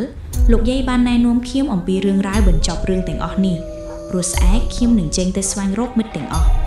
វិជ្ជនីប្រកែកនេះប្រកែកនោះឥតឈប់ទើបខ្ញុំគិតថាមិនឲ្យនាងទៅជាមួយនោះទេទុកនាងឲ្យនៅជាមួយលោកយាយទៅបានហើយកំបិតនឹងបុរាណណាស់យកប្រើការអីកើតវិជ្ជនីលន់មាត់ស្ងាត់មាត់របស់ឯងភ្លាមលោកយាយសស្រែកសម្អាតត្រូវធ្វើយ៉ាងម៉េចទៅខ្ញុំឆ្ងល់ពេលគាត់ហួចកំបិតឲ្យយកទៅឲ្យលោកតាយេតដែលគង់នៅក្នុងវត្តបញ្ចូលអាគមឲ្យវាអាចការពារឯងបានតែត្រូវប្រយ័ត្នពេលបញ្ចូលអាគមរួចឯងហាមយកវាទៅធ្វើក្នុងផ្លូវអាក្រក់កុំចាត់តែអ្វីដែលឯងគិតថាវាជាសត្រូវរបស់ឯងទៅបានហើយខ្ញុំស្ដាប់ទាំងយកចិត្តទុកដាក់ មកដល់ចំណុចនេះហើយចង់ប្រាប់ថាមិនជឿក៏វាមិនកើតអ្វីសុទ្ធតែអាចកើតមានខ្ញុំនឹងបញ្ចប់រឿងទាំងអស់នេះឲ្យបានគ្រប់គ្នាត្រូវតែមានសុវត្ថិភាពលោកយាយហួចកំបិតឲ្យខ្ញុំហើយក៏ដើរចូលបន្ទប់ដេកបាត់ពាក់កណ្ដាលយប់ខ្យល់ត្រជាក់បក់មកធ្វើឲ្យខ្ញុំព្រឺសម្បូរដេកនឹងមិនស្ងៀមខ្ញុំបាយខ្លួនទៀងភួយពីវិជ្ជនីចែកគ្នាដណ្ដប់ស្រាប់តែបាត់នាងមិនឃើញនៅលើគ្រែខៀងស្ទុះផ្លែតងើបដើររកនាងនេះប្រហែលជានាងចេញទៅបត់ដៃបត់ជើងនៅខាងក្រៅផ្ទះទៀតដឹងខៀងដើរទៅបើកវាំងនណូមើលឃើញលោកយាយកំពុងដេកលក់យ៉ាងស្កប់ស្កល់ទើបមិនចង់ដាស់គាត់សួរនាំក្រែងរំខានចាំមួយសន្ទុះមិនឃើញវិជ្ជនីរួលមកវឹងថ្នាំរៀងចម្លែកក្នុងចិត្តក៏ស្ទុះចេញទៅក្រៅដើម្បីតាមរកវិជ្ជនីឯងតាណាទាំងកម្ដៅយប់ម៉ងអីអូសំឡេងមនុស្សយំឮនៅក្បែរខ្លួនខ្ញុំវិជ្ជនីខ្ញុំងាកផ្លេតស្វែងរកប្រភពសំឡេងប្រោឈប់ចង់ទៅណាវិជ្ជនីខ្ញុំស្រែកខាត់នាងប្រុសបញ្ចាំងភ្លើងទូរស័ព្ទទៅកំពុងជែកនៅក្បាលនោះឃើញមនុស្សស្រីព្រាមិនសូវច្បាស់កំពុងរត់ចេញទៅឆ្ងាយគ្មាននរណាក្រៅពីនាងទេនៅនេះនាងរត់ចូលទៅក្នុងភូមិបាក់បែកនោះបាត់ទៅហើយខ្ញុំរត់តាមនាងមិនទាន់ទេហេតុអីក៏រត់លឿនយ៉ាងនេះវិជ្ជនីកើតអីឆាប់ចេញមកកុំលេងសើចបានទេខ្ញុំស្រែកខ្លាំងរកនាងពេលនេះខ្ញុំរត់មកតាមនាងដល់ក្នុងសាលាឈើមួយមើលទៅដូចជាសាលាបឋមសិក្សាអីហារចនាសំឡេងវិជ្ជនីលាន់ចេញពីបន្ទន់ជួបនេះខ្ញុំរត់ចូលទៅតាមនាងទាំងភ័យវិជ្ជនីមែនទេខ្ញុំដើរលោបទៅរកនាងពេលនេះនាងឈប់រត់ទៀតហើយបាយជីមកអង្គុយនៅតុផ្អែកខ្លួនជាប់ជញ្ជាំងទៅវិញណយអើយណយទីងតា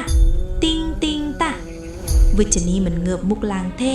តែនាងច្រៀងបទស្អីក៏មិនដឹងលន់ពេញថ្នាក់ហើយដៃរបស់នាងលើកឡើងពុតបែនដូចជានាដកាបាមអីចឹងឯងកុំធ្វើឲ្យខ្ញុំភ័យណាខ្ញុំដើរទៅគៀកនាងនិយាយទាំងញើតខ្លួនទៅត្រឹករឹប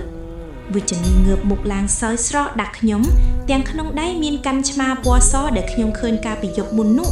ប៉ុន្តែឆ្មានេះបានបាត់ក្បាលបាត់ហើយនៅនឹងមាត់នាងមានប្រឡាក់ឈាមឬមួយក៏នាងស៊ីឆ្មានេះឯងកាត់ស្ដីឆ្មាខ្ញុំបើកភ្នែកធំសម្លឹងមើលមុខវិជ្ជនីទាំងខ្លាចមុខនាងពេលនេះប្រែទៅជាពណ៌ស្វាយអស់ហើយចំណែកឯភ្នែកប្រែទៅជាពណ៌ខ្មាំងវិជ្ជបង្ហើបសម្លេងសាថ្មីតែម្ដងនេះដូចជាមិនមែនសម្លេងនាងទៀតទេគឺប្រែទៅជាសម្លេងមនុស្សចាស់យើងឃ្លានយើងចង់ស៊ីវាទេអ្នកមិនអាចធ្វើដូច្នេះបានទេខ្ញុំប្រញាប់ប្រកែកព្រោះដឹងថាពេលនេះវិជ្ជនេះត្រូវខ្មោចចូលក្រែកវិជ្ជនេះយកដៃកាច់ក្បាលខ្លួនឯងចង់បំវិលទៅក្រោយខ្ញុំជួយអ្វីមិនបានគឺបានត្រឹមតែស្រែកយំតែប៉ុណ្ណោះជួយខ្ញុំផងសំឡេងវិជ្ជផ្លាស់ប្ដូរម្ដងធំម្ដងតូចនាងលើកដៃខ្លួនឯងឡើងលើហើយកាច់បំបាក់រអ៊ូលទៅក្រោយទេខ្ញុំស្រែកភ្លាត់សំឡេងវិជ្ជនេះសោយដូចមនុស្សឆ្កួតនាងគិតតែបង្វិលក្បាលទៅក្រោយឮសូរក្រែកមួយសន្ទុះស្រាប់តែក្បាលរបស់នាងបង្វិលទៅក្រោយ3ជុំនាងយកដៃខ្លួនឯងខ្វាយបំពង់កឲ្យហូរឈាមរហែកស្បែកបញ្ចេញលើឆ្អឹងបំពង់ដង្ហើមរួចចាប់ទាញមួយទំហឹងទាល់តែបំពង់ដង្ហើមនោះដាច់ចេញមកក្រៅអាយខ្ញុំភ័យខ្លាំងស្រែកឡើងកែវព្រោះវិជ្ជនេះបានដួលប្រកាច់បញ្ឈាមពេញអ៊ិតស្លាប់បាត់ទៅហើយតែដៃនាងនៅតែខំប្រឹងទាញក្បាលខ្លួនឯងមូលត្រឡប់ច្រន់ជុំរហូតដល់ដាច់ចេញពីខ្លួនទើបលែងកម្រើខ្លួនតទៅទៀតក្បាលវិជ្ជនេះរមៀលទៅមាត់ទ្វារខ្ញុំគាំងនិយាយមិនចេញព្រោះតក់ស្លុតពេកប្រកសំឡេងអ្វីម្យ៉ាងលាន់នៅខាងក្រៅក្បែរមាត់ទ្វារខ្ញុំប្រញាប់បិទភ្លើងទូរស័ព្ទរួចរត់ទៅពួនក្រោមតុព្រះជាម្ចាស់ខ្ញុំឃើញដៃអ្វីម្យ៉ាងក្រចង់ពណ៌ខ្មៅវែងលោកមកចាប់ទាញក្បាលរបស់វិជ្ជនេះចេញទៅបាត់វាមិនមែនមានតែមួយទេគឺមានប្រហែលជា 3-4 ព្រោះតែខ្ញុំស្ដាប់ឮសំឡេងពួកវារត់ដេញដណ្ដើមគ្នាយកក្បាលវិជ្ជនេះទៅស៊ីយ៉ាងស្រេកឃ្លានពេលស្ងាត់សំឡេងពួកវាអស់ទើបខ្ញុំស្រែកយំខ្លាំងឡើងទេមិនពិតទេមែនទេ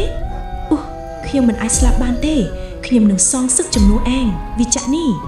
ខ្ញុំប្រញាប់ត្រឡប់មកផ្ទះលោកយាយវិញព្រោះចង់យកដំណឹងមកប្រាប់ជួងផ្ទាំងលោកយាយបើកទ្វារខ្ញុំគោះទ្វារខ្លាំងទាំងតក់ក្រហល់លំបាញ់មឹងខ្ញុំមិនបានចាក់កន្លឹះទេ ឬមួយលោកយាយជាអ្នកចេញមកបិទមិនមានការតបឆ្លើយខ្ញុំមិនស្រួលក្នុងចិត្តទើបសម្រេចចិត្តលូនតាមបង្អួយចូលវិញលោកយាយខ្ញុំមានរឿងទេខ្ញុំស្រែកភ្លាត់សំឡេងព្រោះចូលទៅដល់ក្នុងបន្ទប់ស្រាប់តែឃើញលោកយាយដេកស្លាប់បាត់ទៅហើយសាកសពលោកយាយដូចគ្នានឹងវិជ្ជនីគឺដាច់ក្បាលអស់ហើយខ្ញុំទុនដៃទុនជើងទម្លាក់ខ្លួនចុះអង្គុយយំម្នាក់ឯងហេតុអីបានជាគ្រប់គ្នាជាអ្នកស្លាប់ហេតុអីមិនមែនជាខ្ញុំយំស្ទើរតែឈួតទៅហើយមិនដឹងថាខ្ញុំត្រូវធ្វើអ្វីបន្តទៀតនោះទេខ្ញុំទើបតែនឹកឃើញពាក្យលោកយាយមុនគាត់ចូលសម្រានគាត់និយាយម្នាក់ឯងតិចថាកំបិតនេះបានប្រគល់មកខ្ញុំហើយគាត់ក៏លែងមានសុវត្ថិភាពទៀតដែរខ្ញុំប្រញាប់ស្ទាបរកកំបិតនោះឃើញថាវាស្ថិតក្នុងកាបូបរបស់ខ្ញុំធម្មតាតាមពិតខ្ញុំក៏ត្រូវស្លាប់នៅយប់នេះដែរគុំតែបានកំបិតនេះការពារទេព្រឹកថ្ងៃបន្ទាប់ញោមស្រីភ្ញាក់ឡើងសំឡេងនរណាហៅខ្ញុំបើកភ្នែកព្រិចឡើងស្រាប់តែឃើញលោកតាម្នាក់អង្គុយក្បែរខ្ញុំទាំងទឹកមុខញញឹមនៅជុំវិញខ្លួនខ្ញុំនេះគឺជាវត្តលោកតាកណាថ្វាយបង្គំខ្ញុំប្រញាប់អោនសំពះកូតពចម្រើនពញោមស្រីក្រោកឡើងមកអាចឲ្យអាត្មាដឹងអំពីដើមហេតុបានទេថាមានរឿងអ្វីកើតឡើងលោកតាយេតមានសង្ឃដីកាកណាលោកតាខ្ញុំកណានឹងមិត្តភ័ក្តិបានជួបគ្រោះថ្នាក់ចរាចរណ៍ហើយវង្វេងគ្នាក៏ចូលមកដល់ភូមិនេះកណានឹងចេញតាមរកគ្នាបន្តទៀតខ្ញុំនិយាយរឿងរ៉ាវដែលកើតឡើងទាំងអស់ប្រាប់លោកតាយេតលោកតាពេលស្ដាប់ឮរឿងទាំងនេះស្រាប់តែមានសង្ឃដីកាឡើងកម្មនោះនៅជាមួយញោមមែនទេយកមកចាំអាត្មាបញ្ចុះអាគមឲ្យខ្ញុំប្រញាប់បើកកាបូបយកកំបិតនោះចេញមកលោកតាប្រញាប់យកទៅដាក់ទៅជើងពៀនរួចសូត្របាលីធ្វើពិធីបញ្ចុះអាគមលោកតាសូត្រអស់រយៈពេល7ម៉ោងនៅមិនទាន់បើកភ្នែកមកវិញទៀតវេលាកាន់តែយប់ទៅណាស់ហើយនៅក្នុងវត្តអារាមនេះមិនមានអាហារសម្រាប់បរិភោគនោះទេខ្ញុំទ្រាំអត់ឃ្លានរហូតដល់ពេលដែលលោកតាបើកភ្នែកស្រែកហៅខ្ញុំកណាលោកតាកើតអ្វីមែនទេខ្ញុំស្រែករួចរត់ទៅក្បែរប្រតិខ្ញុំឃើញលោកតាយេតក្អួតឈាមចេញមកប៉ុន្តែលោកតាបានបដិសេធមិនឲ្យខ្ញុំចូលទៅជិតកំបិតនេះបានបញ្ចុះអាគមរួចហើយរចនាញោមយកវាទៅចុះបើចង់ឲ្យវាស័ក្តិសិទ្ធិញោមស្រីត្រូវយកវាទៅដង្ហែប្រតស្ថានជុំវិញចែកទីចំនួន3ជុំនោះកំបិតនេះនឹងមានឫទ្ធិអំណាចទ្វេឡើងលោកតាយេតមានសង្ឃដីកាហើយក៏ហត់កំបិតនោះមកឲ្យខ្ញុំទទួលដៃពីររួចតបវិញកណាសូមថ្វាយបង្គំលាលោកតាញោមពួកគេជួបគ្រោះធំណាស់បើញោមចង់ទៅជួយអាត្មាក៏មិនអាចខាត់បានដែរពេលញោមទៅដល់កន្លែងគេថែរក្សាខ្លួនជាពិសេសកំបិតនេះឯងត្រូវរក្សាវាឲ្យបានល្អវានឹងរក្សាញោមវិញខ្ញុំឈរនៅជុំកណ្ដាលទីធ្លាវត្តសម្លឹងមើលចេតិយធំមួយដែលនៅក្បែរនោះពន្លឺព្រះច័ន្ទមួយចំណិចអាចឲ្យខ្ញុំមើលឃើញទិដ្ឋភាពជុំវិញបានគឺសុទ្ធតែព្រៃទាំងអស់ខ្ញុំលើកដៃប្រណម្យភ្លឹបបំរាមេទាំងសងខាងគៀបនឹងកំបិតរួចចាប់ផ្ដើមដើរប្រតសិខ័នជុំវិញចេតិយជុំទី1ខ្យល់ត្រជាក់ចាប់ផ្ដើមបក់ប៉ះរាងកាយខ្ញុំនៅតែបន្តដើរទៅមុខបន្តទៀតទាំងភ័យខ្លាចជុំទី2ខ្ញុំចាប់ផ្ដើមទទួលបានក្លិនអសោចអំពីសាកសពឬក៏ពពួកសត្វទាំងឡាយដែលងាប់ស្អីរលួយផ្ទៀងសំឡេងផ្គរលាន់ជុំទី3ខ្ញុំទទួលបានអារម្មណ៍ដូចជាមិនស្រួលខ្ញុំដើរជិតផុតជុំទី3ហើយស្រាប់តែត្រចៀកខ្ញុំកាន់តែលឺសំឡេងខ្លាំងឡើងចំណែកឯច្រមុះក៏ធំក្លិនស្អីមិនឈប់ដឹមខ្ទឹមសម្លឹកជើងធំខ្ពស់ដាវកន្លងដំបូលវត្តខ្ញុំឃើញផ្ទាល់ភ្នែកបន្ទាប់ពីដើរប្រតសិខ័នគ្រប់3ជុំប្រែតខ្ញុំស្ទុះរត់ចេញទៅក្រៅរបងវត្តទាំងភ័យខ្លាចចាំឲ្យវាដើរចេញឲ្យផុតសិនក្លិនស្អីនៅក្បាលខ្លួនខ្ញុំងាកទៅក្រោមស្រាប់តែជែកភ្លាត់សំឡេងព្រោះឃើញសាកសពកំបុតក្បាលរាប់រយកំពុងដើរចុះឡើងដូចជាហ្សំប៊ីហេតុអីបានជាអញ្ចឹងខ្ញុំព្យាយាមដើរគេចពីពួកខ្មោចអស់នេះរហូតដល់ផ្លូវធំទើបរួចខ្ញុំប៉ុន្តែនៅតាមផ្លូវចូលទៅកាន់ទីប្រជុំជនដែលមានផ្ទះច្រើននោះខ្ញុំបានឃើញពពួកអមនុស្សជាច្រើនចាំស្វាគមន៍តែពួកវាធ្វើអ្វីខ្ញុំមិនបានគឺបានត្រឹមតែសើចញញឹមនិងធ្វើមុខគួរឲ្យខ្លាចបន្លាយខ្ញុំមានញៀនទី6ហើយមែនទេខ្ញុំនិយាយម្នាក់ឯងទាំងដើរទៅមុខឥតឈប់មុនពេលខ្ញុំដើរប្រតសិខ័នគឺមិនទាន់មានរឿងអ្វីកើតឡើងទេ តែពេលរួចបីជុំហើយស្រាប់តែមើលឃើញខ្មោចគ្រប់ទីកន្លែងតែម្ដងច្រមុះខ្ញុំក៏អាចហិតដឹងក្លិនពីពួកអស់ទាំងនោះថែមទៀតអាយ៉ាមសំឡេងស្រែកថ្ងរអស់ទាំងភូមិខ្ញុំភ្ញាក់ក្រញាងខ្លួនព្រោះដឹងថាវាជាសំឡេងរបស់មិត្តភក្តិទាំងអស់គ្នាដែលបាត់ខ្លួនសំឡេងឮចេញពីសាលាចាស់បាក់បែកនៅខាងមុខចម្ងាយមិនផុតបាន500ម៉ែត្រទេសាលានេះធំគ្រាន់បើរាប់ទៅគឺមាន3ជាន់ខ្ញុំដកដង្ហើមធំមុននឹងឈានជើងដៃចូលខ្លងទ្វារសាលានេះខ្ញុំទើបតែដាច់ចិត្តទាញទូរស័ព្ទមកបើកភ្លើងមិនចាំងដើម្បីឲ្យមើលផ្លូវច្បាស់ឈ្មោះវិទ្យាល័យនេះគឺវិទ្យាល័យទួលវិទ្យាមើលទៅទំនងជាបោះបង់ចោលយូរបានជាចាស់ឯដល់ថ្នាក់នេះក្រែកសំឡេងទ្វាររបងរុញបិទខ្លួនឯងខ្ញុំអាចដឹងច្បាស់អំពីរឿងរំបបងច្បាស់ណាស់គ្រប់គ្នាគឺនៅក្នុងនេះខ្ញុំនឹងចូលទៅជួយអ្នកទាំងអស់គ្នាមិនមនុស្សនៅជាន់ទី2ខ្ញុំលន់មាត់ព្រោះតែក្រឡេកភ្នែកទៅឃើញមានថ្នាក់រៀនមួយនៅជាន់ទីមានពន្លឺភ្លើងក្រហមដូចមាននរណាបង្កាត់ភ្លើងអីចឹងមិនមានក្លិនស្អុយតាមខ្ញុំទៀតទេនេះបញ្ជាក់ថាគ្មានខ្មោចមកតាមចូលទៅដល់ខាងក្នុងទិដ្ឋភាពគួរឲ្យខ្លាចមានសុទ្ធតែរបស់បាក់បែកទាំងអស់ចណ្ដើរឡើងទៅជាន់លឿមានសុទ្ធតែវល័យព័ទ្ធជុំជិតអូយឈឺណាស់ស្រីនេះខ្ញុំលន់មាត់ព្រោះឮសំឡេងលន់ពីជាន់លឿមកច្បាស់ណាស់ខ្ញុំចាំបានវាជាសំឡេងរបស់ស្រីនេះខ្ញុំប្រញាប់រត់ឡើងទៅជាន់ទី2បន្ទប់លេខ12ខមានភ្លើងនៅខាងក្នុងខ្ញុំប្រញាប់បើកទ្វារចូលទៅស្ងាត់អំបានមិញនេះឮសំឡេងច្បាស់ណាស់ហេតុអីបានជាមិនឃើញមានមនុស្សខ្ញុំដើរទៅខាងក្នុងបន្ទប់នេះមានមនុស្សនៅទើបមានពុះភ្លើងតុរៀនប្រមូលផ្ដុំគ្នាធ្វើដូចជាក្រែដេកនោះអាវសច្បាស់ណាស់ខ្ញុំដូចជាឮសំឡេងមនុស្សយំអ្នកនៅគៀនចិញ្ចៀងមានតុបាក់បែកខ្ញុំដើរទៅបើកមើលស្រានតែម្ដាយស្រីនេះរចនាស្រីនេះដែលអង្គុយពួននៅក្រោយតុបាក់បែកឃើញខ្ញុំភ្លាមគេក៏ស្ទុះងើបមកអបខ្ញុំផ្លែតឯងមិនអីទេមែនទេខ្ញុំសួរនាំទាំងគ្រានាងមកដេកលើតុរៀនវិញព្រោះមើលទៅនាងដូចជាមានរបួសត្រាំពោះណែមិនអីទេរចនាយើងស្មានតែឯងយើងមិនងាយស្លាប់ទេខ្ញុំឆ្លើយកាត់អ្នកគ្រូចេញមកនេះជារចនាទេស្រីនេះស្រែកឡើង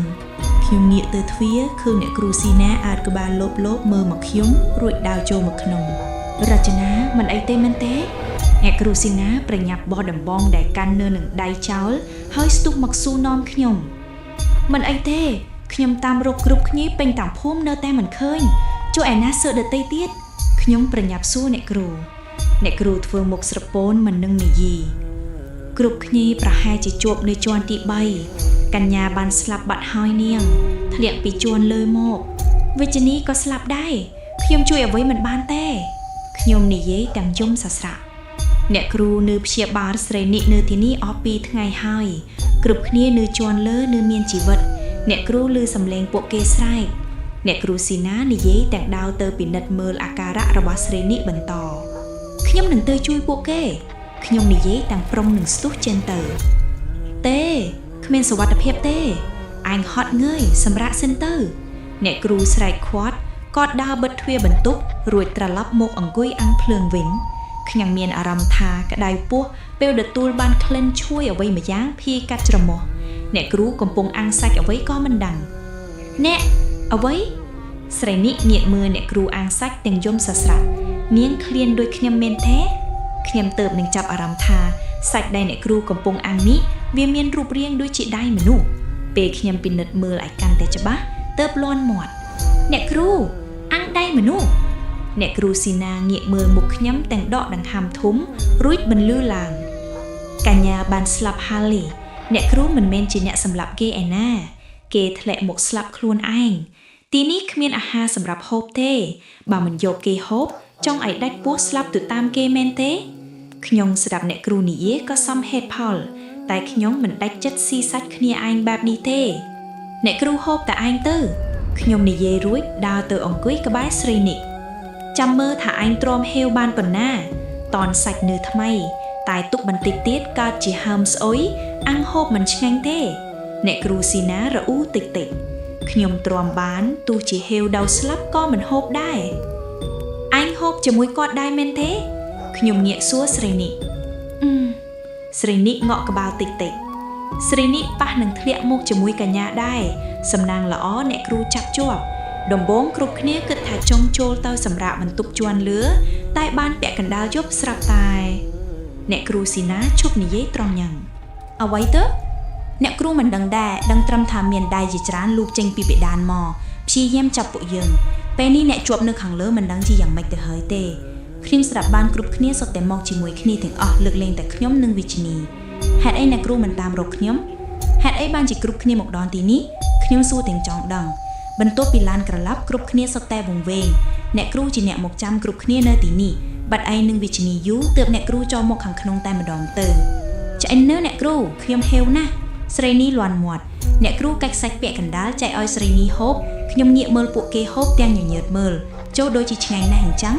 ម៉ោង 7:03 ទៀបភ្លឺទើបយើងទាំងអស់គ្នាបានដេកខ្ញុំផឹកតែទឹកទេទ្រាំដល់ស្លាប់ក៏ស៊ីសាច់មនុស្សដែរព្រឹកបន្ទាប់រចនាក្រោកឡើងសំលេងស្រីនេះដាស់ខ្ញុំឲ្យក្រោកខ្ញុំស្ទុះក្រោកឡើងទើបតែនឹកឃើញថាទុកយូរទៀតមិនបានទេថ្ងៃនេះជាថ្ងៃទី3ដែលគ្រប់គ្នាមកដល់ទីនេះញាក់ខាងលើអាចនឹងឃ្លានញាក់គ្រូនៅឯណាខ្ញុំសួរស្រីនេះនោះស្រីនេះចង្អុលទៅមាត់ទ្វារញាក់គ្រូស៊ីណាឈរផ្អែកខ្លួនក្បែរទ្វារសម្លឹងមើលទេសភាពខាងក្រៅធ្វើមិនដឹងខ្ញុំទាញទូរស័ព្ទមកមើលឃើញថាម៉ោង 10 ថ្ងៃត្រង់ទៅហើយខ្ញុំប្រញាប់ដើរទៅសួរគាត់អ្នកគ្រូមិនគិតធ្វើអ្វីសោះហីធ្វើអីទៅអ្នកគ្រូជួយអ្វីមិនបានទេអហៈនៃអ្នកគ្រូងាកមកនិយាយបែប3ថែមទាំងញញឹមឌឺខ្ញុំទៀតផងខ្ញុំរៀងចម្លែកចិត្តរួចនិយាយថាឲ្យទាំងអស់គ្នាស្ថិតនៅក្នុងការគ្រប់គ្រងរបស់អ្នកគ្រូសុខចិត្តឈរមើលគេស្លាប់ទាំងមិនធ្វើអ្វីសោះមែនទេផាត់អ្នកគ្រូតែខ្ញុំមួយកំភ្លៀងរួចនិយាយជីវិតខ្ញុំជួយខ្លួនឯងមិនចំរស់ផងចង់ឲ្យខ្ញុំទៅជួយគេយ៉ាងម៉េចរចនាអ្នកគ្រូខ្ញុំខឹងអ្នកគ្រូឡើងញ័រដៃខ្ញុំឈប់តបតអ្វីទៀតបែរមកចាប់យកកាប៊ូនប្រុងនឹងដើរឡើងទៅជាន់ទី3ឈប់ចង់ទៅណាអ្នកគ្រូស្ទុះចាប់ដៃខ្ញុំជាប់ខ្លាកំបិតសិលជ្រុះចេញពីកាបូបស្ពាយរបស់ខ្ញុំនៅចំពីមុខអ្នកគ្រូស៊ីណាខ្ញុំអោនទៅរើសលួចនិយាយខ្ញុំនឹងយកកាំបិតនេះទៅចាត់ការពួកវាខ្លួនឯងអ្នកគ្រូស៊ីណាសម្លឹងមុខខ្ញុំដោយភ្ញាក់ផ្អើលមុននឹងដើរតាមក្រោយខ្ញុំឡើងមកជាន់ទី3ចំណែកឯស្រីនេះនៅដេកសម្រាប់ព្យាបាលនៅជាន់ទី2ដដែលផ្ទាំងវាជាប់ស្វីសសម្បើម្លេះខ្ញុំព្យាយាមធាក់ទម្លុះទ្វារចូលទៅខាងក្នុងតែទ្វារដូចជាជាប់ស្អីរុញមិនទៅដូចប្រាប់អីចឹងថាទ្វារជាប់ហើយអ្នកគ្រូរអ៊ូតិចខ្ញុំទៅតែនឹកឃើញថាខ្ញុំមានកំបិតសិលនៅនឹងដៃខ្ញុំដកកំបិតសិលចេញមកពន្លឺក្រហមលេចចេញពីក្នុងកំបិតមកធ្វើឲ្យខ្ញុំភ្ញាក់ព្រឺតប៉ះនឹងបោះចោលខ្យល់កន្ត្រាក់មកពីណាក៏មិនដឹងបក់នៅធូលីនិងស្លឹកឈើបក់បុកទម្លុះទ្វារបោកចេញមួយរំពេចខ្ញុំស្រឡាំងកាំងពេលឃើញដូច្នេះខ្ញុំងាកមើលអ្នកគ្រូស៊ីដែលឈរញញឹមស្រស់ដាក់ខ្ញុំចូលទៅអ្នកគ្រូរុញខ្ញុំមួយទំហឹងឲ្យចូលទៅខាងក្នុងចូលមកដល់ក្លិនឆ្អាបអួលពេញច្រមុះនៅក្នុងនេះជាបន្ទប់រៀនបែកបាក់ពោពេញទៅដោយឈាមនិងតុបែកបាក់នៅរប៉ាត់រប៉ាយពេញនឹងទាំងអស់គ្នានៅទីណាក្នុងស្រែកមួយទំហឹងនៅខាងមុខមានវ៉លីដុះតោងពេញជញ្ជាំងវ៉លីខ្លះក៏ទម្លាក់ចុះមករញ៉េរញ៉ាយដោយសរសៃអំបោសនោះអ្នកទាំងអស់គ្នាដែលបាត់ខ្លួនគឺត្រូវបានចងព្យួរជាមួយវ៉លីទាំងអស់នោះមើលទៅគួរឲ្យខ្លាចខ្សែអំបោសក្រហមរុំព័ទ្ធជុំវិញខ្លួនខ្លះចងដៃខ្លះចងជើងមើលទៅទំលងជារៀបចំធ្វើពិធីសែនប្រែនអ្វីមួយខ្ទប់អើយខ្ញុំស្រែកភួតសំឡេងព្រោះតែឃើញកក្បាលសើម្នាក់ធ្លាក់ចុះមកក្រោមខ្ញុំរត់ទៅពួនករយអ្នកគ្រូស៊ីណាអ៊ូសអ្នកគ្រូក្រហមដើមកដូចជាមនុស្សឈួតអ្នកអ៊ូខ្ញុំស្រែកយំទាំងហួសចិត្តព្រោះថាគ្រប់គ្នាបានស្លាប់អស់ទៅហើយសាកសពដែលចងព្យួរទាំងនោះសុទ្ធតែបាត់ក្បាលទាំងអស់មនុស្ស23នាក់ដែលនៅទីនេះគឺស្លាប់ទាំងគ្មានកំហុសហេតុអីទៅសាកសពទាំងអស់បានសម្រក់ឈាមហូរចុះមកក្រាលលើរូបសំណាក់តបក្បាលក្របីដែលមានសភាពគួរឲ្យខ្លាចក្រឹបអ្នកគ្រូស៊ីណាកញ្ចក់យកកំបិតពីដៃខ្ញុំហានាងខ្មោចព្រៃចង្រៃឯងឃើញទេយើងមានកំបិតអាគមនៅនឹងដៃតទៅនេះយើងឈប់ខ្លាចឯងទៀតហើយហាអ្នកគ្រូស៊ីណាស្រែកឡើងខ្លាំងទាំងស្ទុះទៅយកជើងតុកវាយកំទេចលើរូបសំណាក់ក្បាលក្របីនោះអ្នកគ្រូធ្វើអីឲ្យកំបិតមកខ្ញុំវិញខ្ញុំស្រែកឃាត់ទាំងព្យាយាមដណ្ដើមយកកំបិតពីអ្នកគ្រូស៊ីណាវាយកំទេចរូបសំណាក់នោះអស់ចិត្តហើយទើបគាត់ដើរមកអង្គុយសើចដូចមនុស្សប្រស័យប្រសាទរចនាឯងដឹងទេតាមពិតសិស្សទាំងអស់អ្នកគ្រូជាអ្នកសម្លាប់ ឃ្លៀមស្រុតចិត្តពេលលើគាត់និយាយដូចនេះឃ្លៀមតបទាំងគៀងហេតុអីអ្នកគ្រូញញឹមស្អាតរួចនិយាយរឿងរ៉ាវវាទាំងអស់បញ្យល់ប្រាប់ខ្ញុំតាមពិតទៅអ្នកគ្រូស៊ីណាក៏ជាអ្នកធ្លាប់រស់នៅក្នុងភូមិនេះដែរអ្នកគ្រូកើតក្នុងត្រកូលស្នងរូបម្ដាយអ្នកគ្រូគឺជាអ្នកបញ្ចាំអារក្សដែលអាចទាក់ទងទៅកាន់ខ្មោចព្រៃខ្មោចស្រុកបានខ្មោចស្រុកជាខ្មោចដែលតាមថែរក្សាដល់អ្នកស្រុកតែចំពោះខ្មោចព្រៃគឺជាខ្មោចសាហាវពេលដែលគេឃ្លានគឺគេតែងតែចូលមកក្នុងខ្លួនម្ដាយរបស់អ្នកគ្រូដើម្បីសុំដកហូបមនុស្សម្នាក់នៅក្នុងភូមិដើម្បីសែនឲ្យគេទំនៀមទម្លាប់លើក្នុងភូមិនេះបន្តរហូតដល់ពេលដែលម្ដាយរបស់អ្នកគ្រូបានស្លាប់ទៅអ្នកស្នងបន្ទាប់គឺជាអ្នកគ្រូ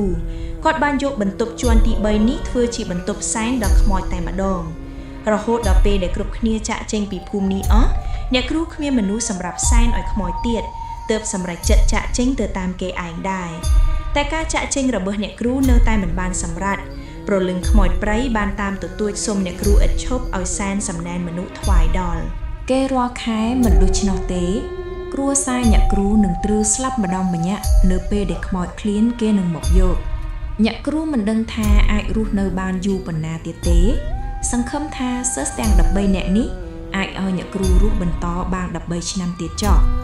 អ្នកគ្រូនិយាយបែបហីខ្ញុំស្ដាប់អ្នកគ្រូនិយាយទើបដឹងថាគាត់មិនមែនសម្លាប់មនុស្សតែ13នាក់នេះទេកន្លងមកអ្នកគ្រូបានសម្លាប់មនុស្សច្រើនមកហើយវិសមយការមួយនេះគ្រាន់តែជាការបោកបញ្ឆោតរបស់អ្នកគ្រូដើម្បីយកសិស្សមកសម្លាប់តែប៉ុណ្ណោះផ្ទាំងមីខ្មោចចង្រៃឃើញទេអញមានកំបិតអាគមនាងឯងធ្វើអញលែងបានហើយហាអ្នកគ្រូស្រែកឌឺដល់ខ្មោចគាត់បន្តវាយគំតិចរូបសំណាក់នោះឲ្យមកខ្ញុំស្ទះទៅកញ្ជក់យកកំបិតពីដៃអ្នកគ្រូមកវិញអ្នកគ្រូហក់មកដណ្ដើមពីខ្ញុំវិញស្រាប់តាបន្ទប់នេះចាប់ផ្ដើមរំជួយរឹបផ្សែងពណ៌ខ្មៅហោះបំបុកទ្រង់អ្នកគ្រូធ្វើឲ្យចំហមាត់ឆ្ងោងភ្នែកប្រែជាពណ៌ខ្មៅនៅរំពេចសំឡេងរនាតលាយឡំជាមួយឧបករណ៍តន្ត្រីខ្មែរបង្កើតបានជាភ្លេងរបាំគួរឲ្យព្រឺសម្បូរខ្ញុំមើលឃើញស្រមោលខ្មែរហោះមកក្រសោបអោបរាងកាយអ្នកគ្រូពីក្រោយកាចដៃអ្នកគ្រូឲ្យអះវ៉ាវចលនារំរបាំណយលាយអើយតឹងអ្នកគ្រូចាប់ផ្ដើមច្រៀងចម្រៀងដដែលដូចវិជ្ជនីដកខ្ញុំបើកភ្នែកធំក្រឡោតរួចស្ទុះទៅពួនចិត្តទ្វារពេលឃើញពពួកខ្មោចអសុរកាយតូចធំលេចចេញមកនៅចំពីមុខអ្នកគ្រូស៊ីណាស្រមោលខ្មោចទាំងនោះនាំគ្នាអង្គុយមើលអ្នកគ្រូរាំទាំងតេះដៃអបអរសាទរក្រាក់កញ្ចឹងករបស់អ្នកគ្រូលួនសំឡេងបន្តិចណយអើយណយក្រាក់កំភួនដៃអ្នកគ្រូត្រូវបានកាច់បំបាក់លៀនឆ្អឹងនិងសរសៃចេញមកក្រៅណែណយអើយក្រាក់ជើងអ្នកគ្រូបានបាក់ធ្វើឲ្យអ្នកគ្រូដួលលុតជង្គង់ទៅលើស៊ីម៉ង់អាយយ៉ាំវិនាទីរន្ធត់ដែលខ្ញុំស្រែកស្ទើរគាំងបេះដូងព្រោះដៃខ្មោចក្រចកខ្មៅវែងបានចាប់វង្វល់ក្បាលអ្នកគ្រូឲ្យវិលជិតដប់ជុំរួចទាញកន្ត្រាក់ឲ្យដាច់ចេញពីកអ្នកគ្រូដួលប្រកាច់បាញ់ឈាមពេញបន្ទប់ខ្ញុំស្ទុះចេញពីមកក្រៅរួចប្រញាប់បិទទ្វារវិញខ្ញុំគិតថាត្រូវចាក់ចេញពីទីនេះទៅបានកុំឲ្យយប់ទាន់ពួកគ្រប់គ្នាបានស្លាប់អស់ហើយជួយអ្វីក៏មិនបានដូចជាស្រីនេះមែនហើយស្រីនេះខ្ញុំស្ទុះចុះទៅជាន់ទី2ដើម្បីនាំស្រីនេះរត់ចេញពីទីនេះមកដល់បន្ទប់ជាន់ទី2ខ្ញុំរកស្រែកហៅស្រីនេះតែអ្វីដែលទទួលបាននោះគឺស្រីនេះបានចងកសម្រាប់ខ្លួនបាត់ទៅហើយនេះអានេះឯងធ្វើស្ដីឆ្កួតបែបនេះម្ចាស់ខ្ញុំយំទម្លាក់ខ្លួនអង្គុយចុះយំនៅចំពីមុខសាកសពស្រីនេះសម្បុត្រមួយដែលសៀតជាប់ស្បែកជើងរបស់ស្រីនេះនាងបានតសេថារចនាគ្រប់គ្នាមកទីនេះសុទ្ធតែជាល្បិចរបស់អ្នកគ្រូចង់ឲ្យយើងទាំងអស់គ្នាស្លាប់ខ្ញុំឃើញអ្នកគ្រូកាត់ក្បាលសិស្សទាំងអស់នៅចំពោះមុខខ្ញុំវាពិតជាគួរឲ្យខ្លាចខ្លាំងណាស់ខ្ញុំគិតថាខ្ញុំសម្លាប់ខ្លួនឯងប្រសើរជាងទុកឲ្យអ្នកគ្រូមកកាត់ក្បាលខ្ញុំសង្ឃឹមថាឯងនឹងនៅរស់ហើយចុះមកអានសម្បត្តិមួយនេះបាយពីខ្ញុំស្រីនេះខ្ញុំអានហើយយំស្ទើរសន្លប់មុននឹងលើកយកសាកសពរោនាងចុះមកក្រោមធ្វើចលនាបេះដូវ តែគ្មានបានការអ្វីទេខ្លួនប្រាណនាងត្រជាក់អស់ទៅហើយខ្ញុំធ្វើអ្វីមិនបានទើបប្រញាប់រត់ចេញពីសាលាមួយនេះមេឃជិតយប់ ទៀតហើយបើនៅដល់យំអាចនឹងមិនរួចក៏ថាបានខ្ញុំចេញផុតពីខ្លោងទ្វារសាលានេះប្រហែល100ម៉ែត្រខ្ញុំងាកទៅក្រោយមើលមួយសន្ទុះស្របពេលផ្ទៃមេឃចាប់ផ្ដើមងងឹតពពកខ្មៅរសាត់អណ្ដែតមកដណ្ដប់អស់ទាំងភូមិទៀតឡានប៉ូលីសបើកមកស៊ីផ្លេដាក់ខ្ញុំប៉ូលីសម្នាក់ស្រែកសួរខ្លាំងប្អូនស្រីឆាប់ឡើងឡានមកយើងទើបទទួលបានដំណឹងថានៅទីនេះមានឡានក្រឡាប់ធ្លាក់ផ្លូវចាស់ខ្ញុំតបទាំងត្រេកអររំភើបលើអ្វីទាំងអស់ខ្ញុំស្មានថាជីវិតរបស់ខ្ញុំត្រូវបញ្ចប់នៅទីនេះហើយប៉ូលីស2នាក់ចុះមកគ្រាខ្ញុំឲ្យចូលទៅក្នុងឡានរួចបើកចេញពីទីនេះភ្លាមហាក់ដូចជាកំពុងខ្លាចដូចខឿមដែរនៅទីនេះគ្មានសុវត្ថិភាពទេ